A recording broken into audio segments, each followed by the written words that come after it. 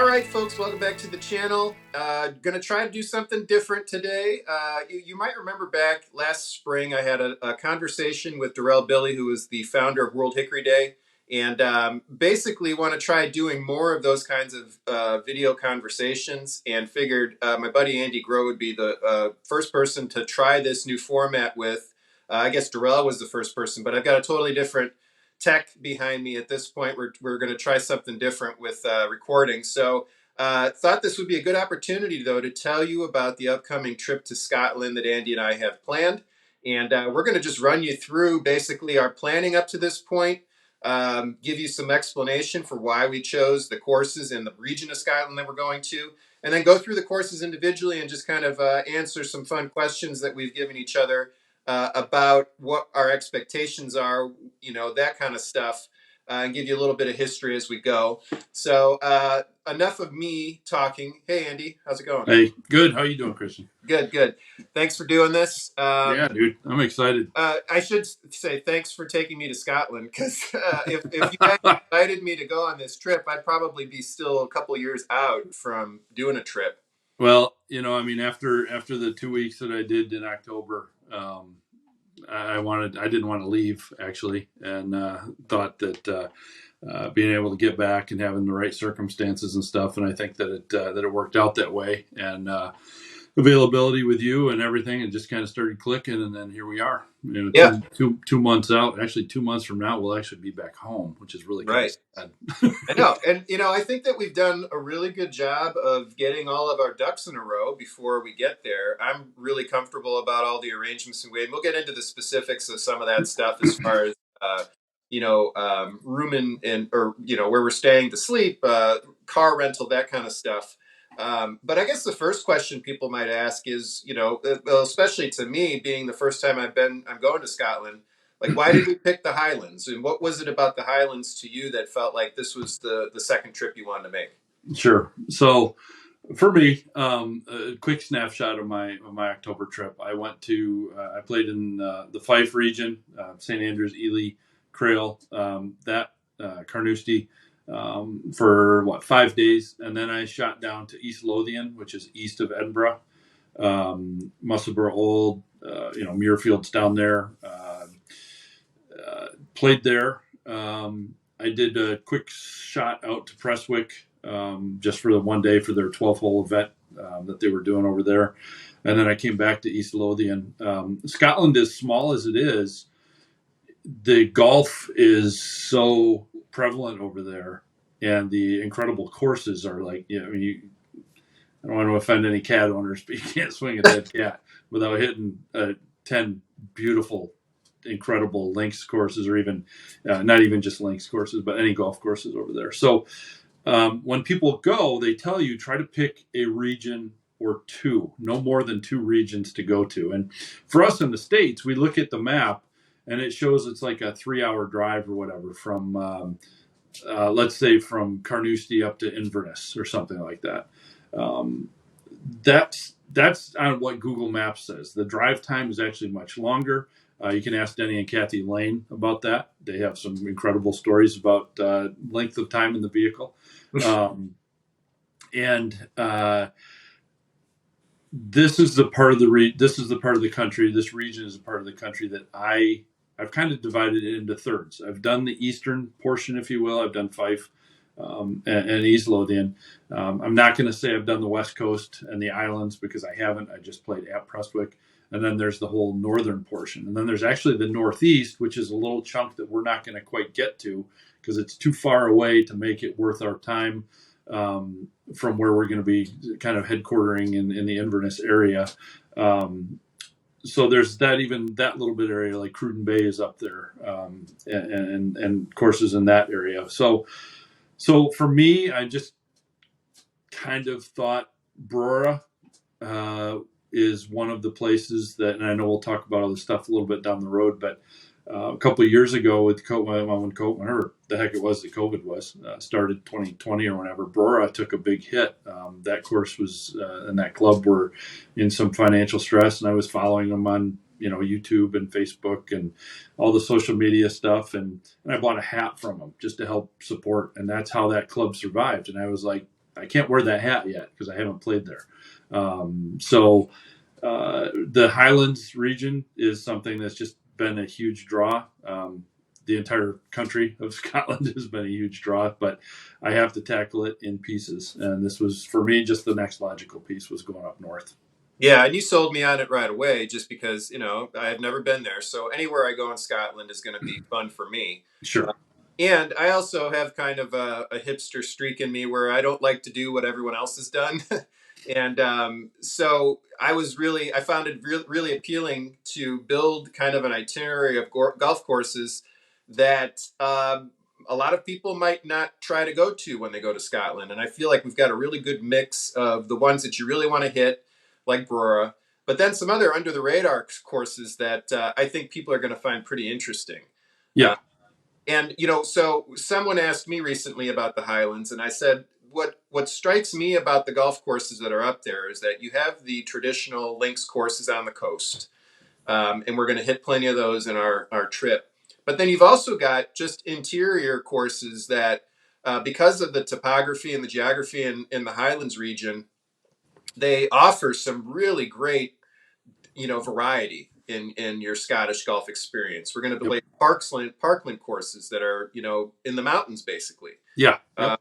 We're going to play heathland courses that may look more like some courses in America than what you would traditionally associate with Scotland. Sure. But they're all Scottish golf courses, and the pedigree of architects behind a lot of the courses we're going to play is just a who's who list of places that I've always wanted to experience their architecture. Yes. Yeah. So I guess that's a good way for us to segue into the actual list of courses that we're going to play. And the way that we'll kind of do this is I've got the spreadsheet up on my screen here, and we'll just kind of run you through the itinerary day by day. So the first thing we're going to do is obviously fly. We're going to be flying separately. So I'm flying Delta. What airline are you flying? I'm an American, actually. Okay. And what's your flight itinerary so people have an idea of what to expect there? Boy, let me see. I don't have the exact. Yeah, I do. I leave on Monday. What is it? We're leaving Monday the 1st of May. And I think that's an afternoon flight. Out of Detroit? No, actually out of Grand Rapids. Oh, wow. Okay. Yeah, I got lucky. Didn't have to go anywhere. So I leave. Let's see. Yeah, I actually leave at 4 p.m. Fly over to Chicago. I got about a 3-hour layover in Chicago, and then I fly to London Heathrow. Okay. I leave at 7:01 Central Time, and I get into. I don't even have my arrival on here. I don't know what time I get into to London. Yeah, I think you're a couple hours later than mine. I am, and I think I've got a 4-hour layover there.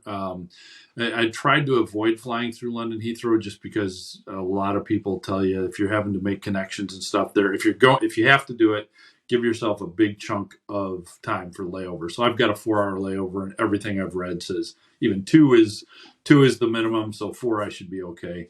Good. And then I think I got a short little hour and a half flight up to Inverness, and I get in. What did I say? 2:00, right around 2, I think it is. Yeah. So yeah, similar for me. I think I get in. Well, let's see. They just changed my final arrival in Inverness to be a little bit later, so I don't have as long as a layover. Oh, good. Or wait for you. But my flight leaves Monday, May 1st, 7:30 from JFK.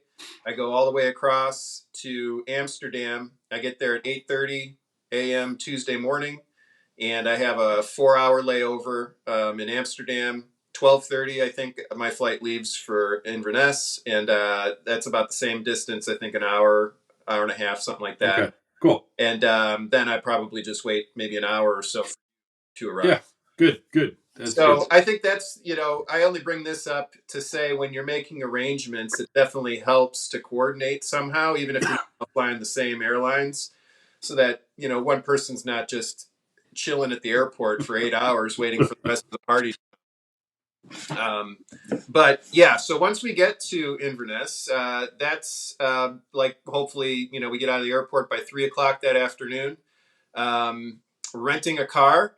Yep. Neither one of us have driven on the left side of the road yet. So Andy's got one up on me in that he's seen cars in Scotland, but I have not. The one thing that I think if you're new to going to Europe that you don't realize is that if you rent a car, most likely the default option is going to be stick. So if you're not Yes. comfortable driving stick, keep that in mind. So we're definitely, we've got enough variables to keep in mind with left-hand driving, or right-hand driving, I should say, left hand of the road. So yeah, we're basically paying a little bit extra to do automatic. Yeah, it's probably the smarter move. Right. So once we get our car and we've got all our stuff in our tiny, what are we renting? Still Peugeot? like a Peugeot or some Euro made car. It's So pretty small. yeah. But we figure, it'll be big enough for our clubs. Oh, we haven't talked about clubs and how they're getting there. Oh yeah. We're using ship sticks. Yep. This was kind of something you learned by the first trip to Scotland. That's super convenient. Let's I talk did. about that a little bit. Yeah, so that's one of the big concerns I had, and I don't know if you remember, but back in when the Open was going on, you saw horror pictures of the airlines with hundreds of golf bags stacked at like London Heathrow, I think it was, and maybe at Edinburgh. I don't know for sure if that was where it was, but there was no context given to what that really was. But there was some fear built into, okay, well, if I travel with my clubs on that trip, I had a 12-hour layover in Newark, New Jersey. And then it was direct to Edinburgh. So I had one. I only had that single layover, but the risk of damage, the risk of clubs getting lost, it didn't really thrill me.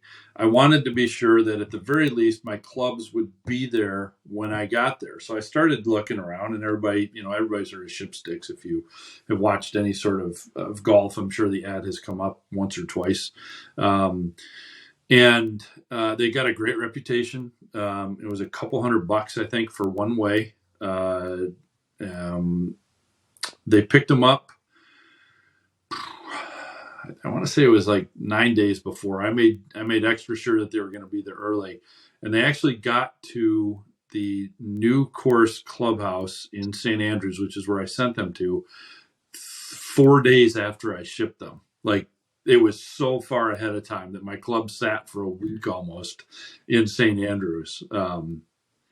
And I'm assuming then, we can talk about this with our trip, but you reached out to the new course ahead of time to let them know that your clubs were coming, right? So I had a little bit of not a little bit. I had a lot of insight or insider information into that. I actually was staying at the new course apartments. They have 2 apartments in their clubhouse up on the top floor, and that was through an arrangement through a friend of mine who's a member at the new course club.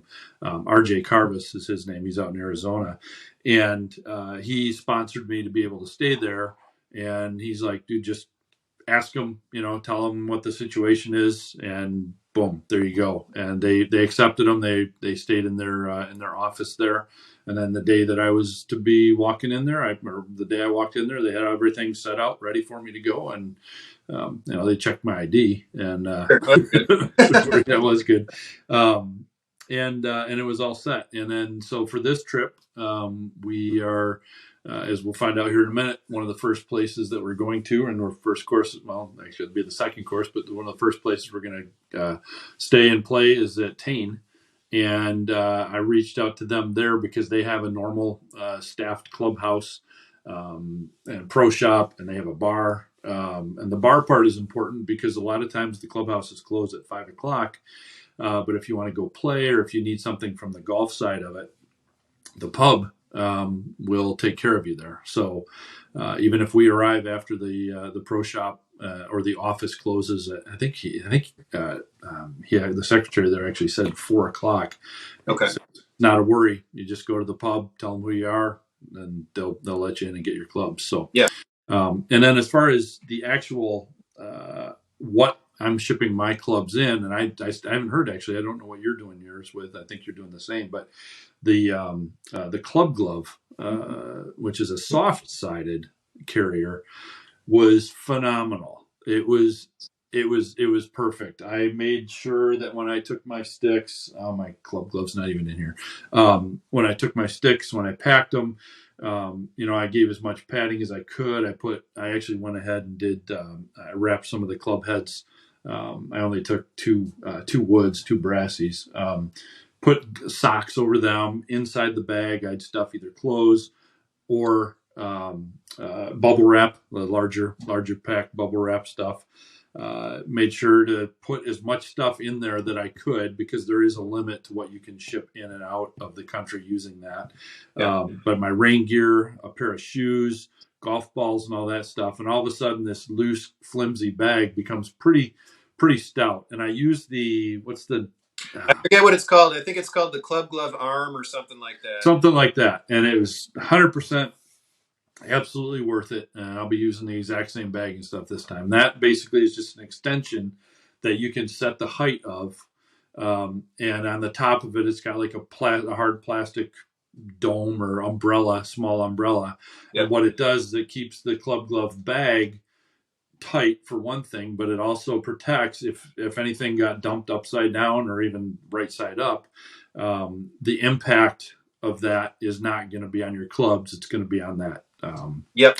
On that rod. So yeah, and that's exactly what I'm doing too. I've had really good luck using the club glove, the same combo that Andy just described, with the club glove and the official club glove arm, flying domestically through Southwest. I've flown with my clubs a couple times now and not have had any issues at all. Couple things about that I have found that some people don't realize when they're trying to use the club glove is with that arm extension.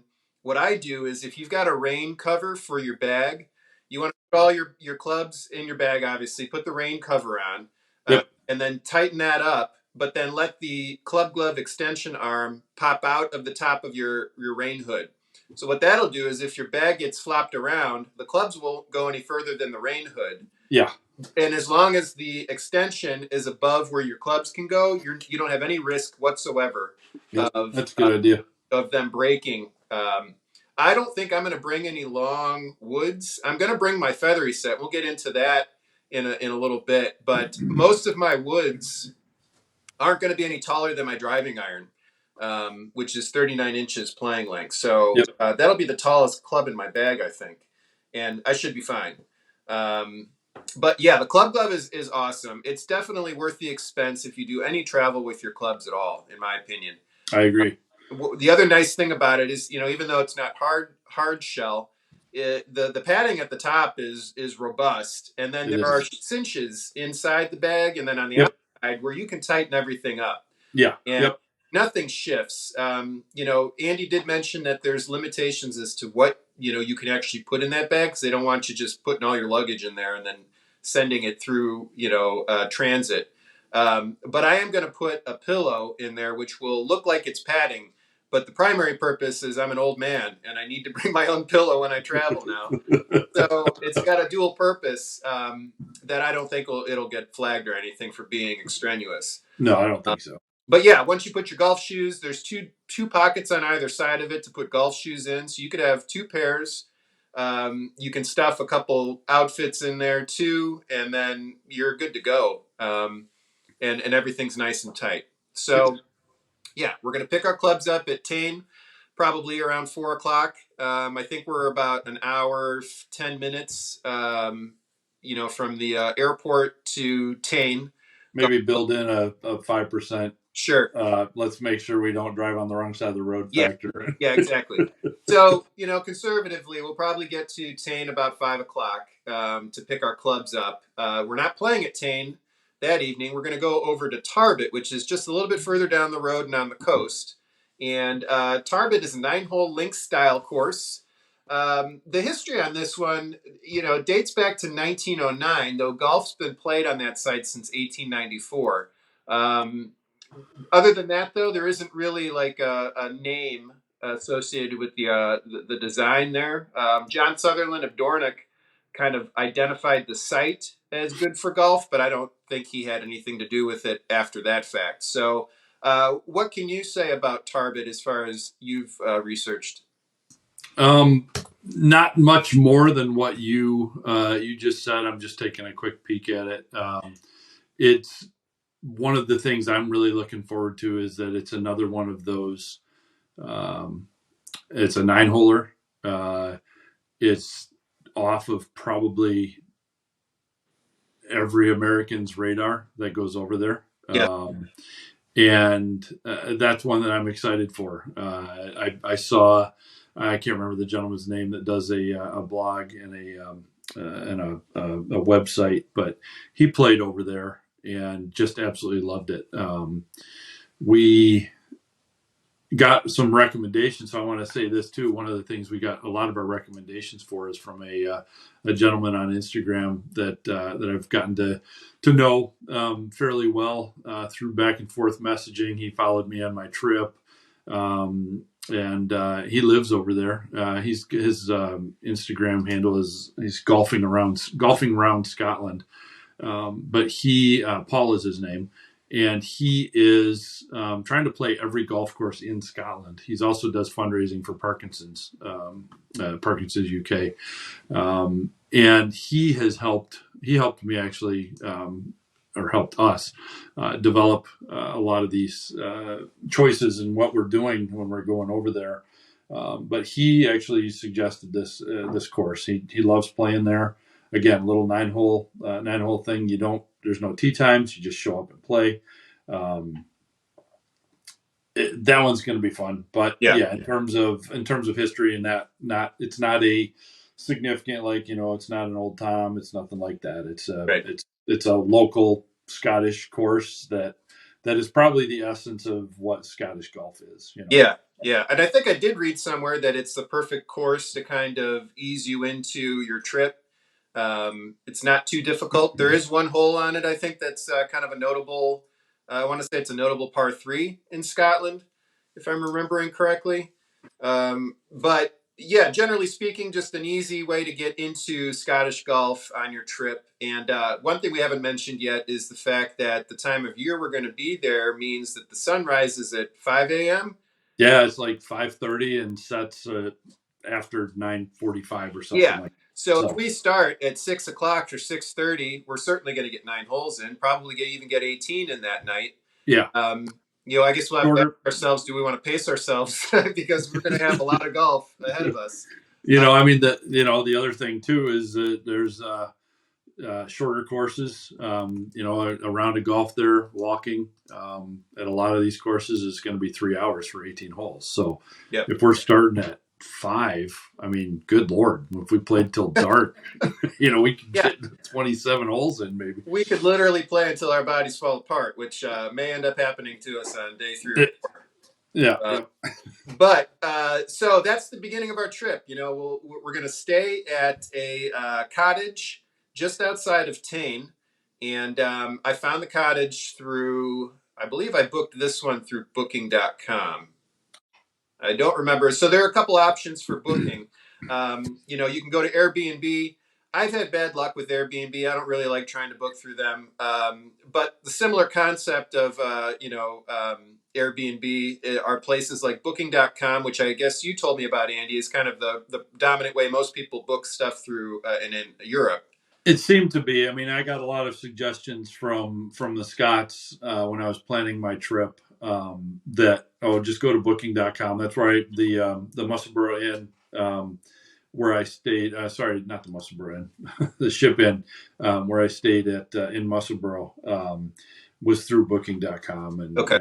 And there's certainly other ways you can book, but I think booking.com they do a good job with change fees, cancellation fees, all that sort of stuff. So if something does come up, you usually get most of your money back, and or you can change your dates. I actually had to do that a couple of times. So yeah, that's good to know. So we haven't had to do that yet, but we've got, I believe, our cottage for 2 nights in Tain. We got that through booking.com, and we also use verbo.com for our cottage down the road that I'll talk about in a bit, and also to book our Marriott, Courtyard by Marriott at the airport on our last night. So it was really easy booking all of that stuff.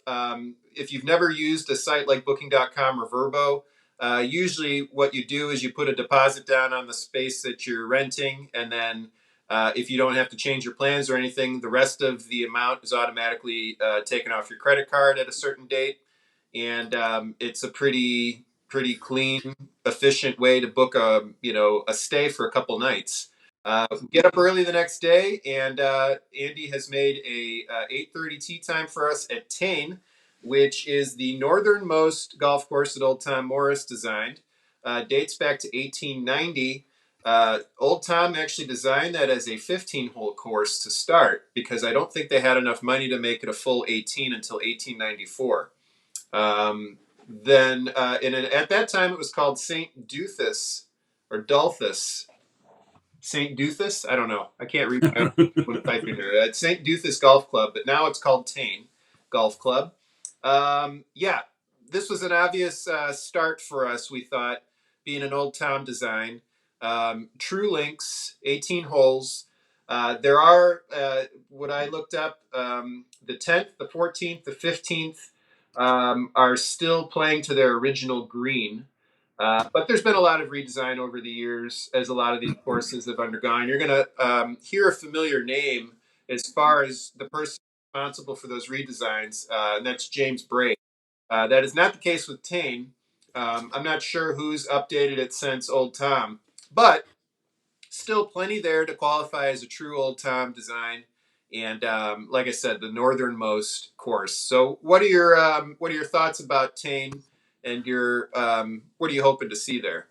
So I need to preface everything that I say with the fact that a lot of these courses, or quite a few of these courses, are courses that my dad played when he went back in the 80s, when he was working up at Wawashkimo. And Tain is one that he fell in love with. I'm pretty sure it was either Nairn or Tain, and we're not playing Nairn, but I'm pretty sure it was Tain that he had played. He played 18 at Nairn that morning, and then he went to Tain that afternoon. Oh boy, I hope that's right. If he listens to this, he'll let me know if I'm wrong. But anyways, he was only going to do 9, maybe 18, and he played until the sunset. He loved it so much. So Tain for me was just kind of certainly the Old Tom aspect of it is cool. The links style course for our very first, well, not our first round of golf in Scotland, but our first full day of this trip.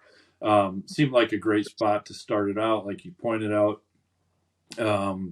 So I've kind of got, I've got perspective now, right? After my 2 weeks where all I did was play links courses. So, but every single thing, and you're going to, as you know, we were talking about this before we started recording, is I think anybody listening to this or watching this will see a pattern of, I'm just beyond excited for every single one of these courses. So to point out anything specific that I'm looking forward to, nothing specific other than just being able to play another links course or a links course in the Highlands at Tain. I mean, it just, I don't know. It's internally that sounds really cool and exciting to me. And I think though you've got a nostalgic reason for wanting to play there though too. Because your dad. A little bit, a little bit.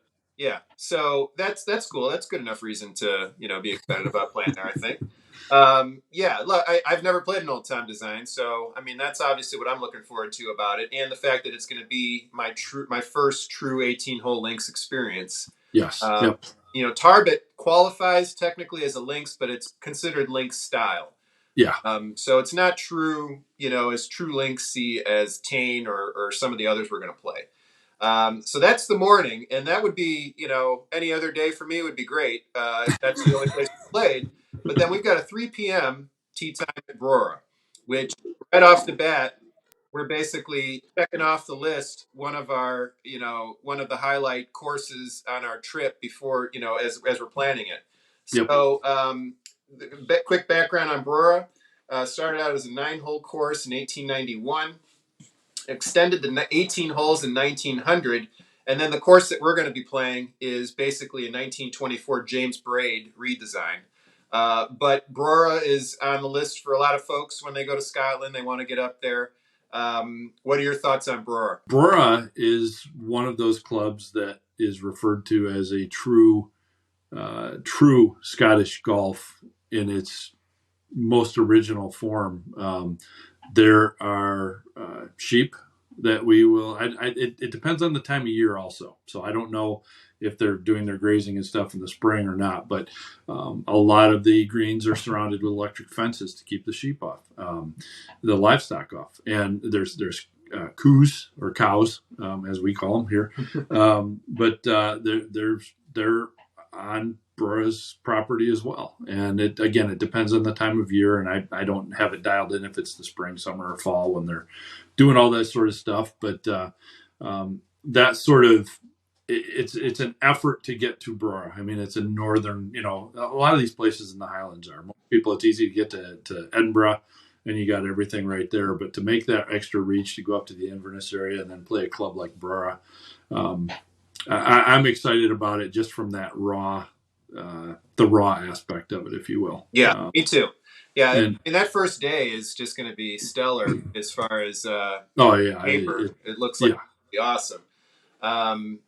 So then, up in that region, you've got Tain, Brora. If you wanted to try to play Royal Dornoch, that's up there as well. We're skipping that because we figure we'll let all the tourists play Royal Dornoch while we play these courses that, if you had a tee time at Dornoch, you wouldn't have time to play Tain or Brora if you were trying to bounce around. So that's kind of indicative of a lot of the trip, is that we're skipping the course that a lot of people would say, oh, I got to go play that, in favor of 2 or 3 courses in that area that are a little bit less, played or under the radar. Yep. And another one of those we've got listed as an optional, depending on how that day goes, how we're feeling. Golfsby is also just a few minutes away from Brora. I think it's actually within 10 minutes of Brora. Yeah, it looks like it. And that's an 18-hole links/heathland course. So it's got a little bit of both varieties. Again, a James Braid redesign, 1926. But golf played there before 1895. So, like any trip you plan to Scotland, you're not going to get to every place. And you have to start making decisions as what's the priority. And so for us on that particular day, Tain and Brora were the places that we were able to solidify tee times for. But if we have extra time, then Golfsby is someplace we might try to maybe do 9 holes at or something if we feel like it. Yeah. So later that day, then we stay again in the same cottage in Tain.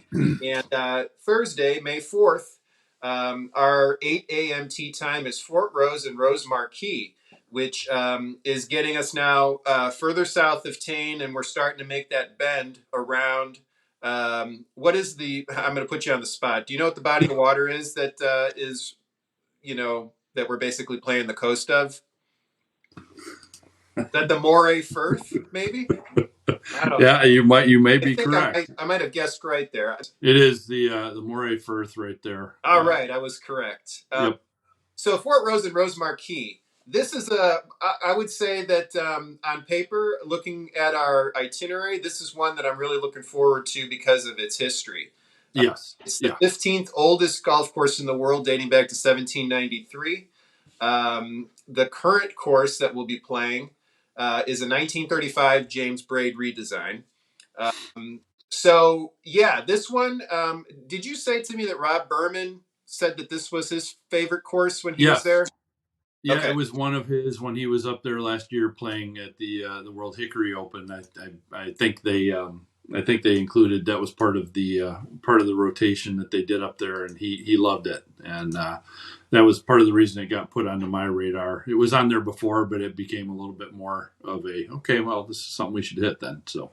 Yeah, and for those that don't know, Rob Berman is the host of the Plus 4 podcast, which you should check out. It's all about Hickory golf and the different personalities around Hickory golf. Rob was also on the Society of Hickory Golfers board the first year that I was a board member, and I should also mention that Andy and I are current board members of the Society of Hickory Golfers. So that's part of our inside knowledge is coming from people involved with the Society of Hickory Golfers like Rob. So that's a great start to the day. at 8 a.m. And then 35 minutes from there, we're going to be playing Strathpeffer Spa, which I think is a really interesting course, just based on photos. This one is a 18-hole parkland course, and it's inland, so it's going to be a completely different look and play, feel. All of it's going to be different than what we'll have played in the morning as a Yep. 18-hole links course at Fortrose and Rosemarkie. Strathpeffer Spa's history started as a 9-hole course in 1888, designed by Willie Park Jr., which was the first thing that kind of popped up for me as like, I've never played a Willie Park design. So I'm excited about that. But to make it even cooler, 1891 stretched to 18 holes by Old Tom. So Yeah. it's got really cool pedigree there with it starting as a Willie Park Jr. 9-holer, being stretched to an 18-hole Old Tom course. And there isn't a whole lot of information talking about how it's been updated since that point. So I can only assume that for the most part, we're going to be playing an Old Tom design that hasn't been changed a whole lot, probably modernized like any golf course would. Sure. But yeah, I'm excited about this one. I am too. I'm a huge Willie Park and or Park family and Musselboro fan. So to get on this one that Willie Jr. designed is pretty cool, and then to have the competition, if you will, with Old Tom 3 years later coming in and doing the back Yeah. or the other 9 is pretty cool, and I'm looking forward to it. All these, I think, what do we only have 1 or 2, maybe just one course that's not an old one, and so the history of all these courses is just, I mean, and that's what you're discovering, Yeah. and and you will as we're over there. Oh boy, you can hear that, I assume. Yeah, that's all right. They want to be part of the conversation. Yeah. One point of clarification I'll make about this, if I remember correctly, is that Old Tom 18-hole isn't necessarily just a stretching out of Willie's 9. It was a redesign in 1891. So I'm not sure what of the original 9 still exists from Willie, but I would guess a fair amount, just because it would have been pretty difficult to erase everything, when Old Tom came in to stretch it to 18. Yeah. Yep. But this is the first instance of, like, you see that golf course and its pedigree, and you're like, well, that's going to be a pricey round. No, 45 pounds per person, $55 per person for 18. So, I mean, we're really getting some great deals, in my opinion, for the courses that I think we're going to be. I told you, man, after my trip, you're going to come back and you're never going to look at American golf the same. You're going to look at the courses and the prices that they charge, and your mind is immediately going to snap back to Strathpeffer. It's going to snap back to Cullen. I think Cullen's coming up tomorrow or the next day. It's like 35 pounds.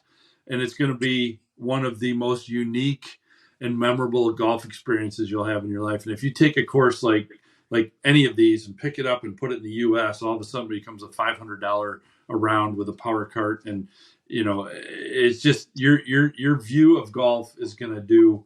Here's where you are now, and it's going to be like this when you come back. It's going to be it, but this is how it should be. This is going to be your baseline then, and I don't know why I'm doing this. No, I know what you're saying, and I'm expecting that. Yeah, but the price, I mean, getting back to your point though, the price, 45 pounds. So like what, $53 or something like that. Yeah. And you're going to have the time, and we're going to have the time of our lives. And we're doing a lot of golf each day. But you'll be surprised, you'll be amazed at how much of each stroke you remember and each hole, and all of a sudden there's not really any bad golf shots, because the everything, and it's the whole deal. And to be able to go out and play a course like this for $53, you're just going to be like, why do I live in the U.S. again? Right. Just from golf, golf purposes only. Yeah, and I guess this would be a good spot for me to talk about fitness level, because neither you or I are necessarily well in shape. But I've been, knowing that we're going to do this trip for since December of 2022. I've been trying to walk a lot more each day just to kind of keep my stamina up during what's the off season for us here in America. Yeah. And Not me. yeah, no. Well, the other part of this that I'm hoping will kind of play out how I plan is we were walking all these courses first of all. So a lot of these are going to be I'm going to be viewing it as a walk through a really interesting golf course where I'm not going to be focused on trying to play my best golf or top of my game golf where I'm putting my all into every shot. I'm just going to try to keep the ball in the fairway. Really casual rounds basically. And Yep. and to that point, we're probably not going to keep score for most of these rounds. I don't expect. Um, Maybe throw in a match play oh here and yeah, for there. sure. Yeah, we're going to do match play, but I think that from my mentality going into this is enjoy the walk. Like every round, Yep. that is my mantra. Enjoy the walk. Don't worry about trying to hit the snot out of the ball because a lot of times you don't even know where you're going on these links courses. Yeah. I don't want to lose balls. I don't want to run out of balls. So I'm just going to take it easy and casually. I'm not worrying about trying to hit my low round ever. And I think that mentality is going to pay off in my mental stability over the course of playing 36 holes every day, but also just my general fitness because it's just going to be like going for a long walk. Yep. And that's what I hope we'll feel like at the end of each day. But Strathpeffer Spa is going to be the first real fitness test for us because Yes. a lot of up and down. So that'll be interesting to see how that goes. But fortunately, it's the end of that day. So if we're exhausted, all we got to do is drive an hour and 19 minutes to Elgin, which is where we'll be staying for, I believe, 3 nights.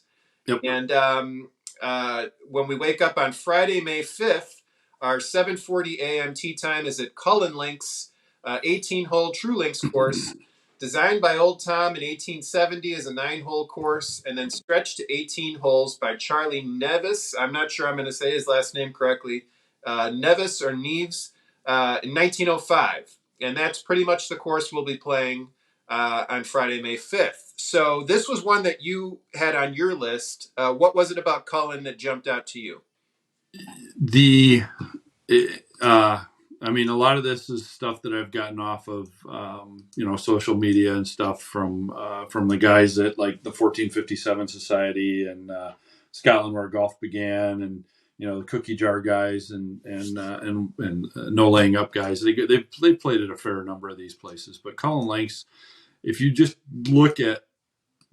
type in Google Cullen Links and click on images and look at the first picture that comes up, and it's like it looks more like I don't even know how to. It's not a moonscape, but just another worldly kind of the rock formations that are there that you've got to drive. You've got to hit the ball over or under, or not under.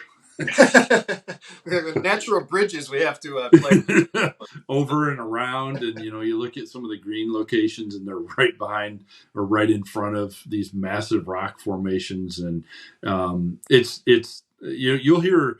One of the things that the Scots seem to like to call their courses a lot. They use the term quirky, and I think that this is one. And it's not a negative term at all. It's actually a very positive sort of thing. It's a very individual, unique sort of course. This one's a links course, but it's a completely different links course than than Crail, for example, over in Fife, down in Fife there. So this is one that, boy, it's so funny because I know my dad also played at Cruden Bay, which is very similar, or is not very, but is similar to Cullen. But this one being again right on the north coast there. The history of it. But just the pictures and the images of it and watching the videos, it looks like this is just going to be one of those courses you get up to the first tee and you just start laughing because you're going to just have an incredibly fun round just based off of the geography. And you realize that, this is something that I talk about a little bit here and there with people that don't fall asleep listening to me.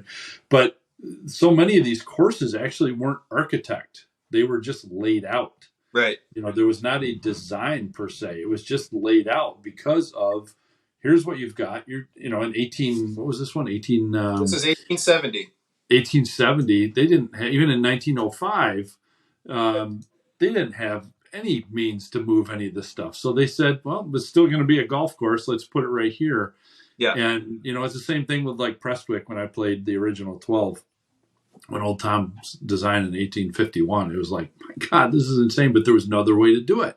He didn't architect, there was not a design of the course as much of a vision and a layout by walking it. And that's the stuff that really gets me excited. And that's Yeah. why Cullen, to me, I've looked at some of the images from tee shots and from the tees and looking back from the greens and stuff. And it's like, it's crazy. And these are all just static pictures, but then you have to add in, if there's a 40 mile an hour or even a 20 mile an hour wind that's constantly blowing in off the water, it just changes the dynamic of the game so much. And it just that pure rawness of it. And, going over with like having like 4 or 5 clubs to play with, your creativity in your mind kind of has to match the creativity of the layout of the course. And Yeah. it's such a different experience, and it's wonderful. So that's for me what Cullen I think is going to be. I'm glad you mentioned clubs because we really haven't talked about what we're bringing. No, we haven't. But obviously we don't want to pack everything we could potentially bring to a trip like this. I want to play featherie golf, I want to play gutty golf, and I want to play pre-35 modern hickory. But that said, I'm probably only going to bring, as far as my pre-35 hickory set's concerned, I'm only going to bring my driving iron, my mid iron, my mashie, my niblick, my Iron Man, basically my club that I used to get out of sand. Yep. So I'm going to need 4 clubs and a putter for my pre-35 set. Yep. For my gutty set, I'm just going to have general iron, probably a cleek for getting off the tee, and then the mashie. I'm not even going to bother bringing anything else than that, and then the putter, obviously. But that's all to say that I'm going to really pare down what I'm bringing to each of these rounds to being no more than maybe 4 clubs. Well, when I came over, I brought 2 sets. I brought over my Stewart / Alex Smith pre 1900, or excuse me, pre 1935. My modern set, if you will. And then for my gutties, my gutty set, I brought over not all. I brought over 4 or 5 Willie Park, junior, and one senior club. And then for with the Alex Smith set, it was, I think, 4 or 5 clubs. That included a putter. And when I was at my caddy at St. Andrews at the old course, he just laughed. He's like, "Dude, you played 3 clubs this entire round." I played my driving iron off the tee. It was my second shot on some, on the non-par 3 holes, on par 4, par 5. And then I'd hit my mashie and my putter. I mean, I basically played 3 clubs in almost every course. If I got in the sand, I had a big face niblick that I hit with. But I'm considering bringing. I've got the Hagen Ironman also that I might bring this go around. It would have been helpful in Hell Bunker when I was hitting out of there. But I'm just looking around at the clubs right now, and I think I'm going to bring the same stuff. I'm definitely not bringing any brassies this time for either the gutty or the 35. Me either, because I didn't the one time I played my brassy at the old course. Was on the 18th hole. I told my caddy on the first tee, I'm like, "Don't let me touch this club." And 18th hole came around. We're up at the tee, and I just parred the road hole. And he's like, "I believe in you." And he hands me the brassy, and it was absolutely the worst, most embarrassing shot I've ever hit in my entire golf life. And I promised myself, I'm like, I love the look and the feel of woods, but I cannot hit them to save my life. So no, and I feel like more than any other opportunity or any other time, you really check your ego at the door when you're playing a completely different kind of golf experience. It's going to be my first time playing links golf, and I know that there are going to be plenty of opportunities where I'm on a tee and I have a general idea of where I want to be, but I can't see the landing area. And it's going to really, it really comes down to, practical matter of not running out of golf balls over the course of a week. So I'm going to just try to keep it where I can see it and use my driving iron off the tee. And that really has become my go-to anyway, even in American play. So Yeah, I was gonna say I know that our Northern Michigan rounds, you know, last what was that last fall? Yeah, it was yeah, last fall. December 2022. Yeah. Yeah, yep. So, yeah, I think that's the same for me. I'm ironically much more comfortable hitting a tiny ass little, little iron Yeah. than I am a wood, and so that's what I'm going to go with too. There's no point in wasting the space and possibly risking breaking a club or something that I might Exactly. even touch. So yeah, then Cullen in the morning, and then 3:06 p.m. Probably on paper, the course that I'm most looking forward to playing, besides Yep. Strathpeffer Spa, is Duff House Royal. 1910 Archie Simpson design, but then 1923, Dr. Alistair Mackenzie redesigned the entire course. And anybody who knows anything about golf history or golf in general knows the name Mackenzie. Mackenzie courses in America are very difficult to get on. Either they're Yes. private or they're super exclusive, like the case of Cypress Point or Augusta, obviously. So to play a Mackenzie course is just, that's going to be a really cool opportunity in and of itself. And then you look at the cost, 70 pounds, $83 to play what is a true Mackenzie design. I'm super excited about that. What are your thoughts on Duff House Royal? Same, almost exactly the same for you. The same as what you just said. I like the Archie Simpson tie.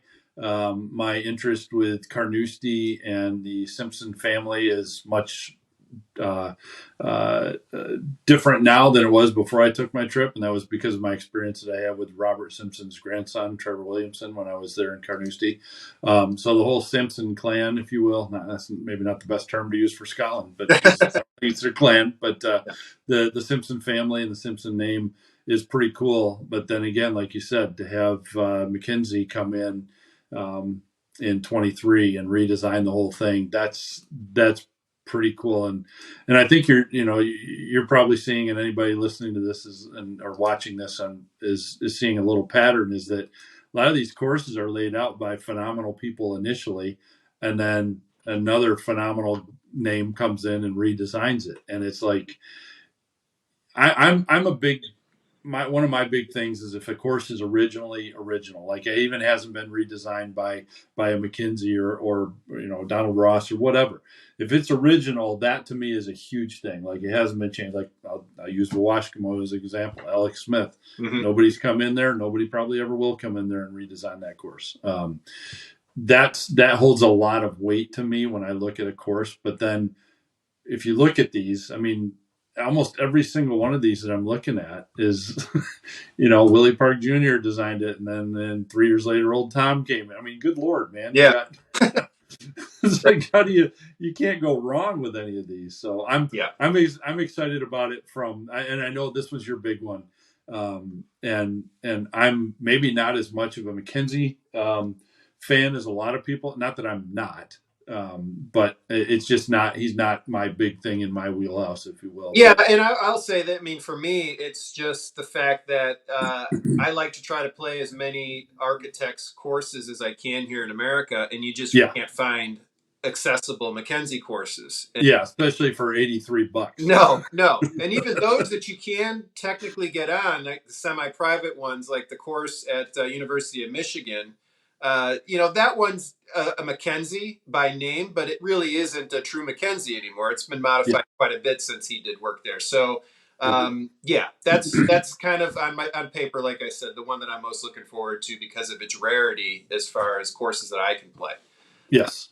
So then we stay in Elgin another night, Saturday, May 6th. We get up, no tee time required for our first course, but this one seems like I feel like if there's one on the list that's going to sneak up on us and be like, oh, we want to play here multiple times, it's going to be this one, which is a 9-hole links course called Covesea, not an old course. The original course was laid out in the early 1980s by Donald Rattray and Ron Stewart as a 12-hole course.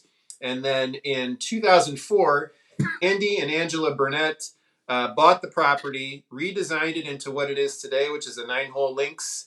And it's just kind of a really fun, easygoing course that I think is going to be a lot of fun for us to play. I think this is going to be the one that you'll come back and you'll equate what what Scottish golf, if you were to think about what Scottish links golf especially would mean. It's going to be a course like this. It's not big, it's not long, it's not expensive, but you will absolutely. I mean, I'm looking at the pictures right now. I mean, there's a beautiful lighthouse off at the end of I don't know which direction that is. Sorry about that, but it's all right on the coast, like right on the coast, and for 25 pounds for 18 holes. So what were we talking? $30, something like that. Yeah. Bucks. Yep. And I look at their reviews and some of the writings that people have done, and this is another one I think kind of similar to Port Maharmac Tarbat, that is going to be like a holy crap. And the cool thing about this one, I like this day a lot, and then I'm going to skip ahead here for a second because we're Elgin to Buckpool is a half an hour drive. All right. So we'll get there at whatever time in the morning. It's a show up and pay an honesty box, most likely. Drop your cash in and go play. We do have a tee time. Again, I'm hopping ahead here to Hopeman, Right. which is 5 minutes away, and 30 pounds for Hopeman. So for 55 pounds, we're going to get what I think is that day is probably going to be that day that was like, this is the essence of Scottish golf. It's not the Dornachs. It's not, the old course. It's not the big names that everybody wants to go over and check the box with. It's going to be these tiny little courses run. These are the version of a mom and pop in Scotland. Right. Right. And, right. and to be able to, I'm really excited about Covesea. I look at these pictures and again, I can kind of relate, at least mentally, what I think, because now I have reference points. Like, well, I know what like Dunbar looked like in images, and then I know what it looks like in person, and it was better in person. So I'm just excited about pictures, and I'm like, man, how cool. But like this day is one of those days we could ping back and forth between both courses. Yeah. I mean, they're 5 minutes away from each other, so we can kick off in the morning, do that. Hopeman, we do have a tee time, but yeah, I'm sorry, I'm rambling. No, that's fine. I'm so excited about this one. Yeah, I think you hit the nail on the head when you said mom and pop type courses, because I think this day is kind of representative of both your and my approach to golf in America as well, which is that you can play and have a great time at publicly accessible golf courses that have a historical pedigree that isn't as sexy as some of the places that a lot of people want to play in America, but it is true golf, Yep. And we try to find those kinds of places in America. We tried to find those places when we were in northern Michigan, and 9 holes as well. Playing and emphasizing that you can play a 9-hole course and have a great day. It doesn't have to be 18 holes. Nope. I think that this, like I said, this day, Covesea and then Hopeman in the afternoon kind of encapsulates our whole ethos as to why this golf trip is one that you and I would resonate with because of our approach to golf here in America too. Yeah. Yep. And Hopeman, just quick historical notes on that. 1909 design is a 9-hole course designed by Charlie Nevis, who is the name that redesigned Cullen in 1905.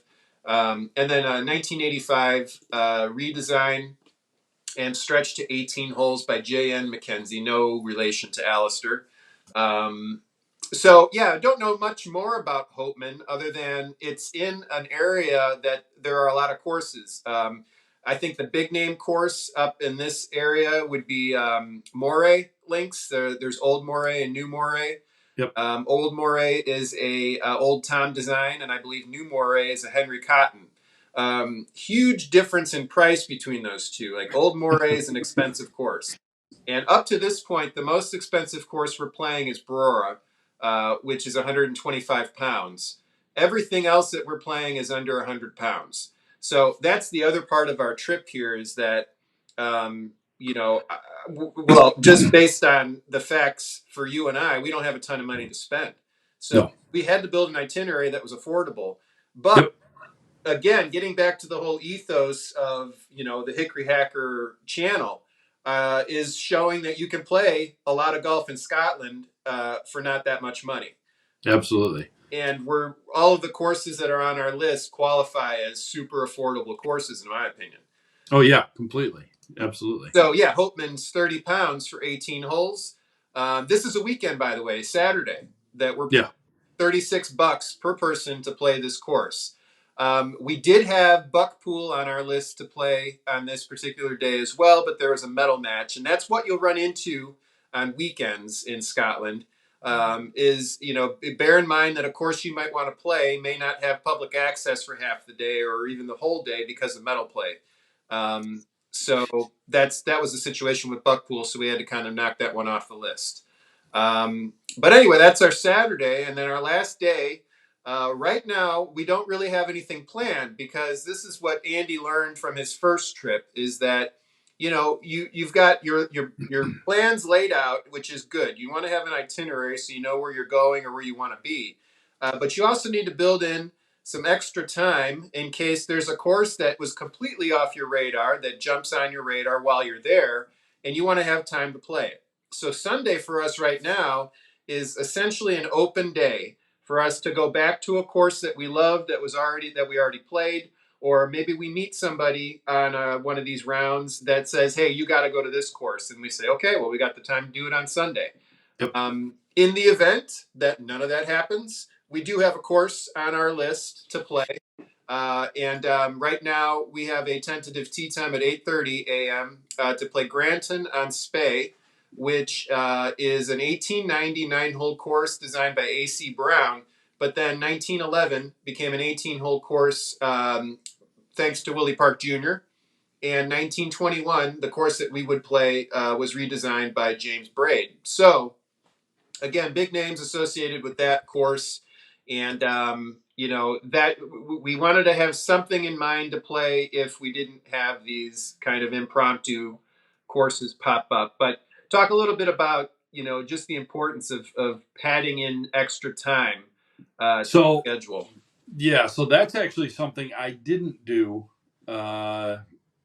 very well on my first trip. I don't regret it, but I had essentially out of the 2 weeks that I was there, I had one day that didn't have any golf planned on it, and that was a travel day from Prestwick back to East Lothian. When I stayed in Musselburgh, that was towards the end of the trip, and I ended up playing at Musselburgh that evening, anyways, at Musselburgh Old. But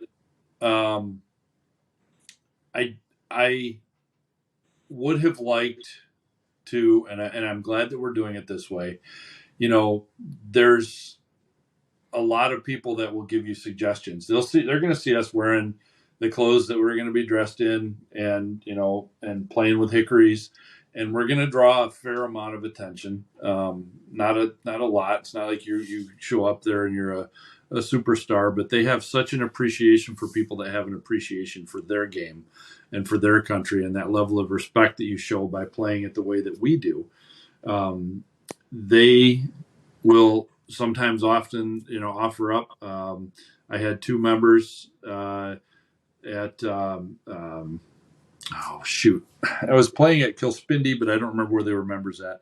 Anyhow, they offered for me to join them on, unfortunately, the day I was leaving, at their club. I was just gonna be a guest for them. When I was on the train from where was I coming from? From Musselburgh over to sorry about all the ums. That's fine. Musselburgh over to Prestwick.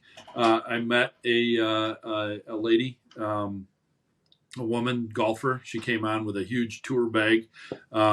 She was a member at Lanark Golf Club, which is a incredible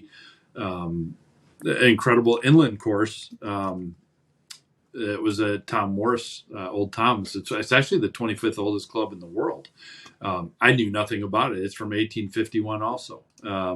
And it was an incredible course. And she said, "Hey, if you'd like, let me know. I'm here for a week." She was coming back to visit her parents. And she said, "I'm more than happy to host you we'll go out and play 18." And it was, those were just 2 courses in 2 days. And it was that sort of hospitality that we'll find, and I think you'll see will exist over there. So to have an open day, and maybe like that first day when I've had a lot of people say don't miss Golspie at all. So okay, well then maybe we work Golspie in on Sunday. Because it's kind of back up by the airport, ish area, the Inverness Tain area. Yeah.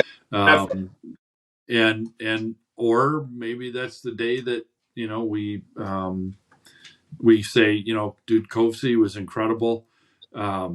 $25 we can play all day. Let's just go play until the sun sets and then drive the hour back to where are we staying at the airport there. Area by the airport that night. Yeah. So I think that having that open day with something tentatively planned. Now the nice thing is it's a pay at the clubhouse type of deal, so we didn't have to pay anything up front for Grantown. Right. But yeah, having that open time is going to be especially right at the end. If we've given ourselves a chance to play all these courses and who knows which one or all of them we're going to fall in love with, and or maybe the weather is just horrible on one of those days and we decide not to play in that morning because it's quite literally blowing 40 miles an hour off the sea and it's a horizontal rain, and just waking up and walking out to the car is enough to soak yourself in the clubs. That might be a day that's okay to say, you know what, I'm still in Scotland and there's a pub down the road. So yeah, refine distillery or yeah. someplace and get a couple drams. Yeah, exactly. And then we make up for that on that Sunday maybe. So having that open day is and the thing that I like about this that's a little bit different than how I did it is that we're pretty compact with our footprint on this. I would have loved to gone back out to Prestwick and played 12, but that was a full day, a couple 3-hour travel to get out there and back. I would love to have gone back up to Fife and done more up there. And then even in East Lothian, there was plenty to do. But again, I didn't have an open day where I could do that. So this, we're just kind of in that, immediate little Highlands area up there. And so getting back to any of these courses for an afternoon on that Sunday is going to be super easy to do, or any of the courses that we don't, because we had, I don't remember how many the master list we started with. It was pretty significant. Yeah, and we were up to maybe 18 courses or something like that. Yeah. So who knows? Maybe there's something that pops out, or like you said, the member's like, hey, you've got to come play my course. It's it's a little 9-holer, and you guys will have the time of your life. And right. Who knows? So. Yeah, so that brings us to the end of the trip, and if you've been following along, we're basically playing 36 today. We kind of talked about the clubs that we're going to bring. As far as format is concerned, we did mention that we would probably do some match plays, and what we haven't talked about though is what kind of coverage we're hoping to be able to bring, the channel with this trip. And I'm going to hope to be able to record every round we play. And to do that and kind of grease the skids for that a little bit, we're going to send a formal letter to each club that we've got a tee time at or that we want to play, and kind of introduce ourselves before we get there, tell them who we are, what we do, and hope that we can gain their permission to walk around with the camera with their understanding that we're quick. We're not going to hold up play or anything like that. But this is not a situation where I just want to show up unannounced with a camera and start walking around shooting video. I would like to have each club's permission and kind of expectation of who we are, so that there's no surprises. But yeah, the hope would be then that we record every round. And this alludes to something I talked about earlier as far as keeping scores concerned. Um, I'm not worrying about handicap or anything like that on this trip. And one of the things that I'm looking forward to doing is just kind of playing with you a best ball on some of these Yeah. rounds where, Yeah. we just, the point of the video is to show us playing old golf on old courses, but the course is really, in my opinion, the main attraction, not my, Yes. not my golf swing. So I'm looking forward to kind of having an opportunity to really capture these golf courses, as I've tried to do with my course vlogs. And you'll see plenty of golf, but you'll hopefully just see more of the golf course in all of its glory through these Sure. videos. Yeah. Yep. And I mean, I think that's great. That's part of what I'm looking forward to, and I think you're absolutely right that when you get over there and you stand on the first tee at Tarbat or Tain or any of them, it's going to be like, I just want to capture this. Yeah. At that point, that's probably what a lot of people are going to be watching for is, I want to see you guys play these courses. They've seen me swing enough that they know that there's not anything to be ready to be prepared, No nothing to be course records prepared on the for. line on our No trip. course records on the line. Maybe course records in the wrong direction. But yeah, and I'm going to be doing the same thing. I'll be doing posting each day on my Instagram account. Which is Hickories And and Links, by the way, for those of, yep, that aren't following you. yep. Thank you. And if you're not following, I don't know why. I mean, it's but Yeah. probably because it's not that exciting. But we also are going to be doing some in between the rounds type of deal too when we're driving Right. between either in the morning or in between rounds when we're heading between like Cullen and Duff House or whatever. Some of that off the record sort of banter, if you will, where there's not a lot of thought going to be put into anything. It's just going to be an immediate feedback spew of, oh my God, man, that Cullen was incredible. Or we're driving back to the hotel after playing Duff House, and it's just one of the holes just completely blows us away, and we talk about that the whole drive back. Yeah. And you're going to be capturing that, which is going to be cool because that'll be that immediate raw response, reply, no editing. It's just going to be like, what'd you think about that? And like, oh my God, I can't believe I lost 4 balls into the sea, and Yeah. that sort of stuff. So, Right. Yeah, and that's what I'm looking forward to as well. Is I have, and I've said to people that I often have more fun recording the videos on a beautiful golf course than I do actually playing it. Sometimes, yeah, I'm sure in a lot of these instances, I'm going to love playing it as well. But sure. what I'm really looking forward to about this is an experience that I'll be able to document, and give people a taste of what it's like to be there, so that they can make their own plans to do it. Yep. So anyway, I think that's a good spot for us to close the conversation because I think we covered all the main aspects of our trip. And what I wanted to do too in this conversation was in a sort of way for you and I both to throw some predictions out there that we can see how true they actually play out when we're there. And then Sure. we'll do another one of these conversations when we come back. That'll be kind of a recap of our trip, what surprised us, what didn't surprise us, all that stuff. And hopefully, if you stuck with us for this long in the conversation, got some good information about making your own trip, because obviously this is something that you should do. If Andy and I can do it, anybody can do it. Absolutely. From a financial perspective, you just have to put some planning into it, and you have to kind of probably. I think the key is to temper your expectations as to how much you're going to be able to get done. We would have loved to try to dip down maybe an hour and a half or 2 hours to play Carnoustie. But it just wasn't gonna work, And also, we would have loved to drive the 3 hours to play Durness, which is Yes. one of the most northernmost, beautiful. You talk about otherworldly golf, or, the way they look, but that would have taken us an entire day. And so you just have to be realistic about what you can get in, and give yourself time to actually enjoy what you're planning. I think that was one of your big tips to me when we started planning courses, was like, it doesn't do you any good, even if you had the time, to cram 20 golf courses into a 5-day experience, because No. you won't remember most of the details from most of those rounds because you're going to be Nope. bouncing around so much. Yep. Yep. And I think that we're 36 each day is going to be enough, for sure. But the nice thing is that they're all relatively close to each other. We don't have to pick up and haul ass out of them. When I made the tee times, I made sure, I figured a 4-hour round, which I know is long for every single one of these, for the morning one, and then that gives us not only a little bit of time. We're going to have to eat still. We need lunch. We need food. Then there is the transit time. A lot of them are only 15 minutes, 30 minutes, 22 minutes in between. I think 22 in between is the 36 minutes in between Tain and Brora, our longest one, as our longest transfer.